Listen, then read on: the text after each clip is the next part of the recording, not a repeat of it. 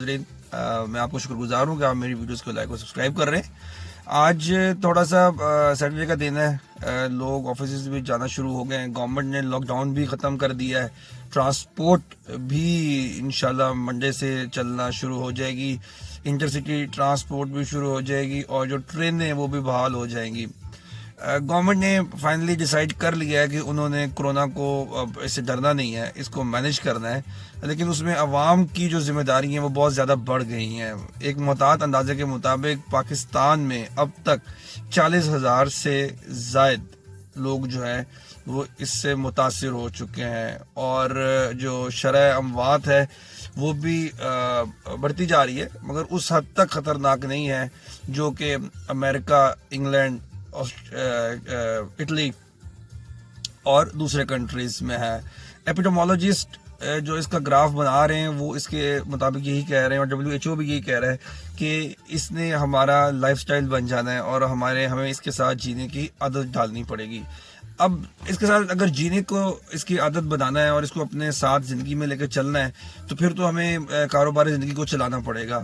تو میں یہاں پر یہ کہنا چاہوں گا کہ 2 پوائنٹس جس پہ پوری دنیا اس وقت کہہ رہی ہے کہ لاک ڈاؤن کی وجہ سے اگر ہنگر زیادہ ہو جاتی ہے تو ساتھ ساتھ ظاہر ہے ان امپلائمنٹ بھی بڑھتی جائے گی, اور سملرلی اگر آپ لاک ڈاؤن نہیں کرتے اور مارکیٹس میں جائیں گے, جابس پہ جائیں گے, اپنا کاروباری زندگی سٹارٹ کریں گے تو پھر بیماری کے ساتھ انٹریکٹ ہونے کے زیادہ خطرات ہیں.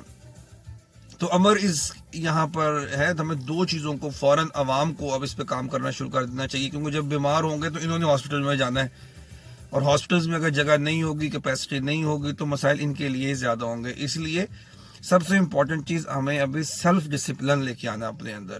سیلف ڈسپلن لائیں, سیلف آئسولیشن کریں, سوشل ڈسٹینسنگ کریں.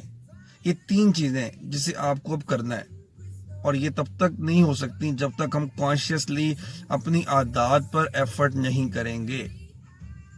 تو یہاں پر یہ سمجھنا بہت ضروری ہے کہ ہمیں اپنی ہیبٹس کو بدلنا ہے, اور وہ کانشیسلی ایفرٹس کے بغیر نہیں ہو سکیں گی. دوسری چیز اس کو میں یہاں پر سمجھتا ہوں بتانا کہ اگر بھوک ہے, ہنگر ہے, اس کے لیے تو ہمارے چیریٹیبل ادارے اکٹھے ہو رہے ہیں. زکوٰۃ اور صدقات رمضان کے مہینے میں بہت دی جاتی ہیں اور اس کو ہم حل بھی کر سکتے ہیں, لیکن یہ نہیں ہو سکتا کہ ہم بہت سارے خاندانوں کو بہت عرصہ تک گھر بٹھا کے ان زکوٰۃ اور صدقات سے چلا سکیں.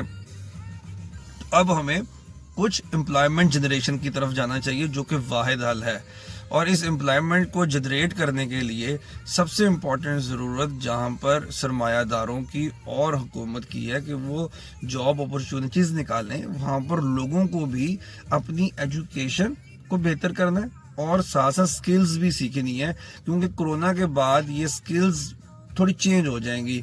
آپ کو ٹیکنالوجی کے ساتھ نو ہاؤ بہت ضروری ہو جائے گا. گھر بیٹھ کے آن لائن ڈسٹینسنگ کے تھرو آپ کو کام کرنے کی ہیبٹ اور ایک کلچر بننا پڑے گا. اور میں سچ بتا رہا ہوں, یہ کلچر بننا پڑے گا. جہاں آپ دیکھیں نا ہمارے اداروں میں لوگ ہی وقت پر نہیں آتے, تو کس طرح پاسبل ہے کہ جب ورک ایٹ ہوم کر دیں گے اور وہاں پہ 9 to 5 آپ کو بیٹھنا پڑے گا اور آپ 9 بجے بیٹھ جائیں گے. کہنے کی بات تو ہے کہ لوگ کہتے ہیں ہم کر لیں گے, مگر میں یہ سمجھتا ہوں کہ اس کا کلچر بنے گا تو پھر ہی یہ پاسبل ہو سکے گا, ورنہ گھر میں تو ورک فرام ہوم تو ہمارے نیشن میں بلکہ پاکستانی کلچر میں تو بہت مشکل ہے.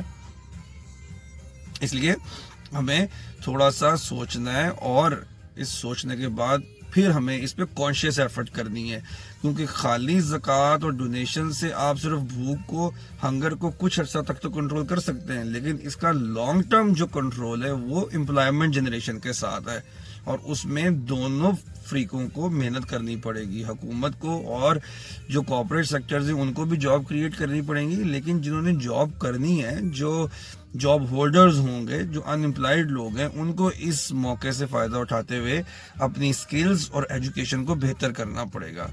تو یہاں پر میں آپ کو شکریہ ادا کرتا ہوں کہ آپ میری ویڈیوز کو لائک اور سبسکرائب کر رہے ہیں, مگر اب یہ ذمہ داری ہم سب کی ہے.